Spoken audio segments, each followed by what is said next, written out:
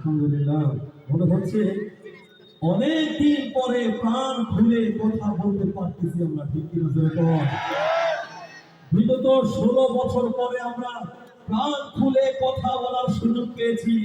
এই বিগত 16টা বছর আদালতের বারিন্দায় ঘুরতে ঘুরতে জুতার তলা ক্ষয় হয়ে গিয়েছে, ন্যায় বিচার বাংলার মানুষ পায় না, ঠিক কিনা যেরকম এই বিগত 16 বছরে আপনার ফাহাদকে হত্যা করা হয়েছে, বিশ্বজিৎকে কুপিয়ে কুপিয়ে মারা হয়েছে, সেই বিচার আমরা এখন পর্যন্ত পাই নাই। এই বিগত 16 বছরে পিলখানায় জঘন্যতম হত্যাকাণ্ড ঘটানো হয়েছে, সে বিচার আমরা পাই নাই।